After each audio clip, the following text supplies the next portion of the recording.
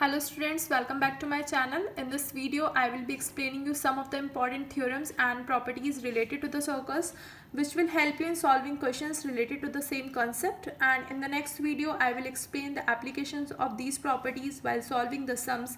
And for the next video, stay tuned and don't forget to subscribe my channel.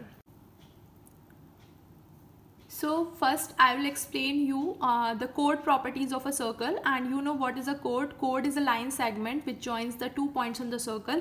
So the first theorem is equal chords of a circle subtend equal angles at the center. अब इसका meaning क्या है कि suppose this is the center of the circle, okay, and I am drawing two chords here, 1 and 2, okay.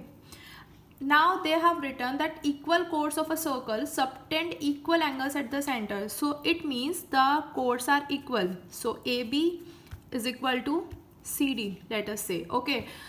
So where they will subtend the angles? They will subtend the angles at the center. So कैसे हम उसको show करना है? Code के दो and points लेने हैं और उसको सेंटर से ज्वाइन करा देना है. ठीक है.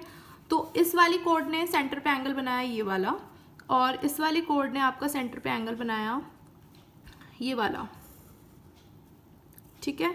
तो हमारी थ्योरम ये कहती है कि equal chords of a circle subtend equal angles at the centre. मतलब अगर हमारी कोड्स इक्वल होंगी तो वो सेम एंगल क्या करेंगी, सबटेंड करेंगी. किस पर करेंगी?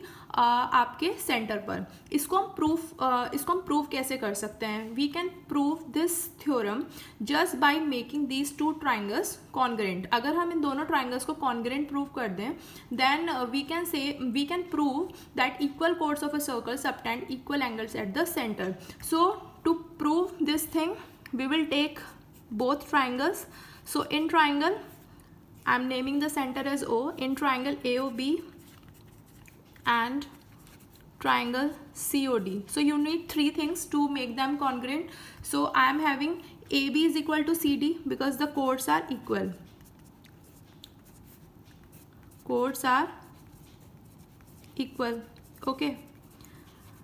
Now AB has become equal to CD. You can say OA is equal to OC because they are the radii of the same circle.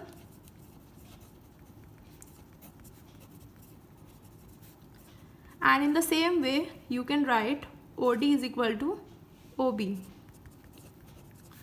for the same reason, radii of the same circle.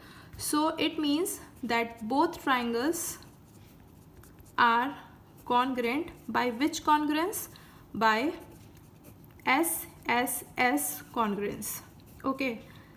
अब क्योंकि ये हमारे triangles congruent हो गए, तो जो उनके corresponding parts हैं वो भी आपके क्या हो जाएंगे, इक्वल हो जाएंगे. तो आपने देखा कि ए बी इक्वल है किसके, सी डी के. ठीक है. ये साइड इसके हमने इक्वल प्रूव करा दी, ये साइड हमने इसके इक्वल कराई है. ऑलरेडी थी ये इक्वल. तो अब हमारे और कौन से कॉरस्पॉन्डिंग पार्ट्स बचे? ये वाला एंगल इस एंगल के इक्वल हो जाएगा. So angle A O B is equal to angle C O D by C P C T. C P C T क्या होता है? Corresponding parts of congruent triangles. जब आपके दोनों ट्राइंगल्स कॉन्ग्रेंट हो गए तो उनके जो बाकी के पार्ट्स इक्वल नहीं थे वो भी आपस में क्या हो जाएंगे, इक्वल हो जाएंगे. So this is the first theorem that equal chords of a circle subtend equal angles at the centre. की मतलब अगर आपकी कोड्स इक्वल होंगी तो वो सेंटर पे इक्वल एंगल सबटेंड करेंगी. Now we will see the second theorem, but before starting the second theorem, you can correct one thing. Like here I have written OD is equal to OB, but since we are taking all the sides of triangle AOB here, so OB will come here. It's better to write OB here and OD here. So this is the only correction which you have to do. Okay, so now the second property. Second property is if the angles subtended by two chords at the center of the circle are equal, then the chords are equal. तो आप देख सकते हो कि ये just इस theorem का, first वाली थ्योरम का कन्वर्स है, बिल्कुल उसका उल्टा है. पहले क्या दे रखा था हमें, कोर्ड्स को इक्वल दे रखा था और हमें प्रूव कराना था कि जो उनका वो जो एंगल बनाती हैं सेंटर पर वो क्या है, इक्वल है. अभी हमें क्या बोल रखा है कि सपोज आपकी दो कोर्ड्स हैं, एक सपोज ये हो गई, इसने कुछ एंगल बना रखा है सेंटर के साथ. ठीक है. और एक सपोज आपकी कोड ये हो गई, इसने कोई एंगल बना रखा है आपका कोड के साथ, दूसरी कोड के साथ. तो suppose this is A B and this is C D and this is the centre O. अभी हमें क्या दे रखा है, ये दोनों एंगल्स हमें इक्वल दे रखे हैं. ठीक है, अब हमें ये प्रूव कराना है कि ये जो कोड्स हैं जो ये एंगल बना रही हैं सेंटर पे, ये भी आपस में इक्वल होंगी. So again how can you prove this thing? You can prove this thing again by making them congruent. ठीक है, लेकिन इस बार क्राइटेरिया अलग होगा. So which triangles we have to take here? In triangle AOB and triangle COD. Always mention the triangles which you are taking. ठीक है, जिसमें आप कॉन्ग्रेंस शो कर रहे हैं. तो AOB का हमें इस बार कोड्स इक्वल नहीं है, so we can not write AB is equal to CD. तो जो बाकी की चीज़ें हैं वो हम देखते हैं. OA is equal to OC we can write because they are the radii of the same circle. ठीक है, तो फर्स्ट थिंग तो हमारे पास आ गई OA is equal to OC. Now since we are talking about AOB this side, so we will write OB is equal to OD because they are the again radii of the same circle. But इस बार हमें AB is equal to CD नहीं given है. So which thing we will take this time? We will take angle AOB is equal to angle COD. ठीक है, because it is mentioned in the theorem that if the angles subtended by the two chords at the center of the circle are equal, then the chords are equal. ठीक है, so this reason you can mention here that the angles subtended by the chords are equal. So now we have proved three things, two sides and one angle. So triangle, we can write AOB is congruent to triangle COD. Now by which congruence? You have to see the criteria for congruence. Two sides are equal. ये side इसके equal है, ये side इसके equal है. ठीक है, और उनके बीच का एंगल इक्वल है. So our criteria is SAS. दो साइड के बीच में एक एंगल आ रहा है. So by SAS we have prove that these two triangles are congruent. अब जब ये दोनों ट्राइंगल्स कॉन्ग्रेंट हो गए, ये दोनों आपस में क्या हो गए? कॉन्ग्रेंट प्रूव हो गए. तो जो उनके बाकी के पार्ट्स हैं वो भी क्या हो जाएंगे? कॉरस्पॉन्डिंग पार्ट्स इक्वल हो जाएंगे. तो हमारी ये साइड बची CD और ये साइड बची AB इस ट्राइंगल की. तो AB is equal to CD हो जाएगा by CPCT because these are the corresponding parts of the congruent triangles. Now the third theorem states that the perpendicular from the center of a circle to a chord bisects the chord. तो अगर हम इसको centre लेते हैं O को और यहाँ पर हम एक कोड बनाते हैं. ठीक है, ये हमने कोड बना दी AB.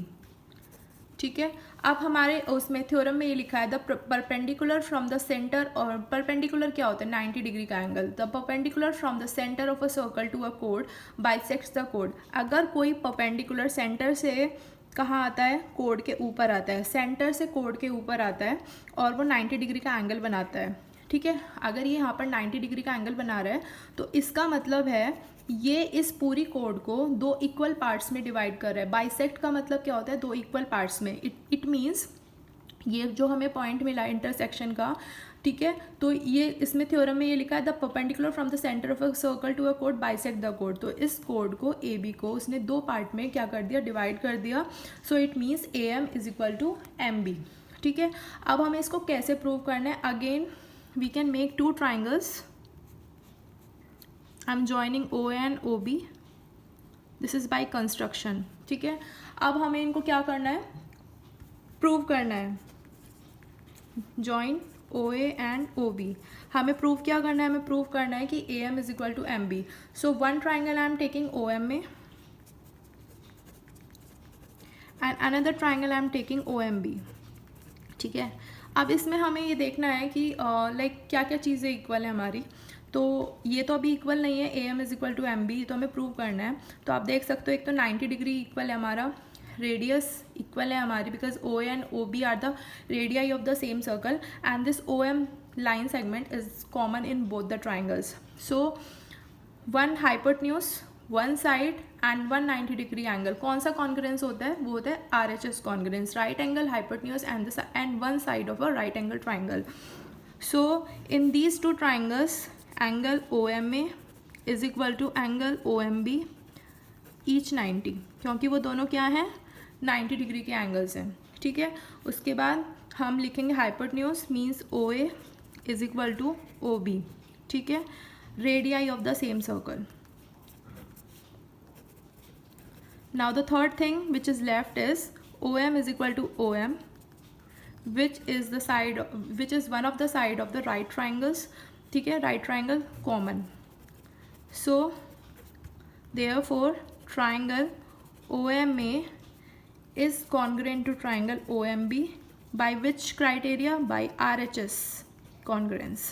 ठीक है, अब जब ये दोनों हमारे ट्राइंगल्स कॉन्ग्रेंट हो गए, ये और ये, तो जब आप इसको फोल्ड करोगे इस लाइन पे, तो OM के ऊपर OM आएगा, OA के ऊपर OB आएगा अगर आप इसको फोल्ड करते हो, और AM के ऊपर क्या आएगा?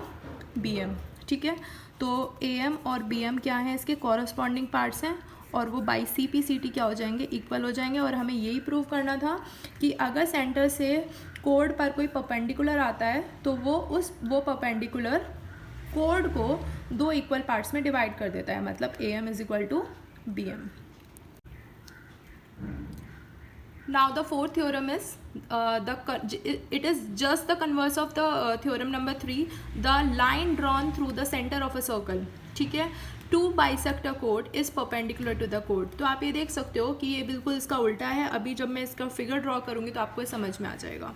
तो ये सपोज इसका सेंटर है सर्कल का O, और एक हमने कोड बना दी यहाँ पर AB.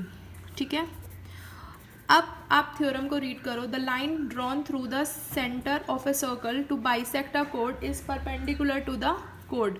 ठीक है, तो अगर कोई लाइन यहाँ से कोड पर आती है, ठीक है, अगर कोई लाइन सेंटर से कोड पर आती है, बट इस बार आपको ये बोला है कि वो 90 डिग्री नहीं बना रही है, सिर्फ एक लाइन है जो कोड पर आती है, बट साथ के साथ आपको ये भी बताया कि ये जो लाइन जो भी आ रही है कोड पर, ये इस कोड को दो इक्वल पार्ट्स में डिवाइड कर देती है. इसका मतलब इस बार आपको AM is equal to MB क्या दे रखा है? इक्वल दे रखा है. AM is equal to BM क्या दे रखा है? आपको इक्वल दे रखा है. ठीक है, तो again we will read the theorem. The line drawn through the centre of a circle to bisect a कोड. The line drawn through the centre of a circle to bisect a कोड. किसी कोड को बाइसेक्ट करने के लिए अगर कोई लाइन बनाई जाती है तो वो लाइन यहाँ पर आपका 90 डिग्री का एंगल बनाती है. अब ये आपको दे नहीं रखा है, आपको प्रूव करना है कि वो 90 डिग्री का एंगल बनाती है. तो अगेन इस चीज़ को प्रूव करने के लिए I am making two triangles here. I am again joining OA and OB. ठीक है, अगेन हम इसको क्या करेंगे? हम इसको कॉन्ग्रेंट प्रूव करेंगे. तो in triangle OMA and triangle OMB, see which things are equal. See one, OA and OB are equal because these are the radii of the same circle. OA is equal to OB, radii of the same circle. ठीक है, AM is equal to MB आपको given है. AM is equal to MB आपको given है because they are saying that the line is bisecting the chord. ठीक है, तो this thing you can write that the line drawn from the center through the center of a circle is bisecting the chord. That is why AM किसके equal है? MB के. ठीक है, AM is equal to not MB, it is equal to BM. ठीक है, corresponding parts लिखते हैं हम. उसके बाद आपका हो गया कि OM is equal to OM common. ठीक है, तो that is why therefore triangle OMA is congruent to triangle OMB. But the criteria is changed here. This time this hypotenuse, this side and this side means three sides of this triangle are equal. So the criteria is triple S. By triple S congruence they are equal. So अब ये क्या होगा? जब ये दोनों equal हो जाएंगे तब आप इसको फोल्ड करोगे तो इस एंगल, हमें इस एंगल पे वर्क करना है, इसको 90 प्रूव करना है. तो ये एंगल पे कौन सा एंगल आएगा? ये वाला एंगल. ठीक है, और आपको ये पता है कि ये दोनों एक स्ट्रेट लाइन पर आ रहे हैं, तो इसका मतलब ये लीनियर पेयर बना रहे हैं, तो इनका सम कितना होना चाहिए? हमेशा 180 डिग्री होना चाहिए. तो सबसे पहले तो हम इनको इक्वल प्रूव करेंगे. OMA is equal to OMB by CP/CT. And now we will add one step here that we know angle OMA plus OMB is equal to 180 degree, and the reason is that they are forming a linear pair. Okay, now since both are same, so we can write twice of angle OMA is equal to 180 degree, and angle OMA will be 180 by 2 90 degree.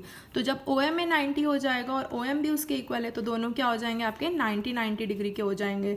सो यही चीज़ हमें prove करनी थी, that the line drawn through the centre of a circle, कि कोई line आपकी code पर आती है और वो उसको दो पार्ट्स में डिवाइड कर रही है. ये आपको गिवन है क्वेश्चन में. ठीक है, तो वो 90 डिग्री का एंगल बनाएगी वहाँ पर. ये चीज़ आपको इस थ्योरम में प्रूव करनी है.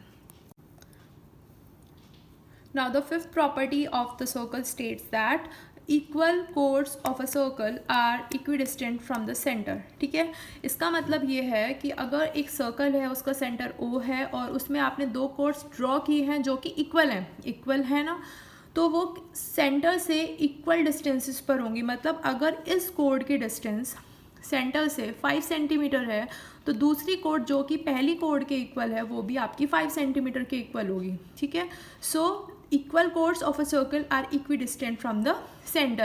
And sixth theorem states that the chords of a circle which are equidistant from the center are equal. ये जिस इसका क्या हो गया, कन्वर्स हो गया, इसका बिल्कुल उल्टा हो गया. इस बार हमें बोला है कि अगर आपका ये सेंटर है, ठीक है, और आपने दो chords ड्रॉ की हैं, ठीक है, तो इन दोनों, अगर ये दोनों इक्वल डिस्टेंसेस पर है, मतलब ये कोड अभी हमें नहीं पता ये दोनों आपस में इक्वल हैं या नहीं है. ठीक है, अगर ये दोनों कोड्स आपकी सेंटर से इक्वल डिस्टेंस पर हैं, मतलब ये वाली कोड की डिस्टेंस भी आपकी कितनी है, 5 सेंटीमीटर है, और इस वाले कोड की डिस्टेंस भी आपकी सेंटर से 5 सेंटीमीटर है, तो इसका मतलब है कि ये दोनों आपस में क्या हो जाएंगी, इक्वल हो जाएंगी. ठीक है, तो इसका मतलब ये है कि अगर आपकी OE is equal to OF दे रखा है, जो कि आपकी डिस्टेंस है कोड्स की AB और CD की respectively, if OE is equal to OF then you can say AB is also equal to CD. And in the same way अगर यहाँ पर आप E लिखते हो एंड यहाँ पर आप F लिखते हो, इस बार आपको क्या दे रखा था इससे पहले वाले थ्योरम में, equal chords of a circle. If AB is equal to CD, ठीक है, then you can write OE is equal to OF because they are because OE is the distance of AB from the center and OF is the distance of CD from the center. So this is all about the properties of a circle which will help you to solve one of the exercise of your chapter circles.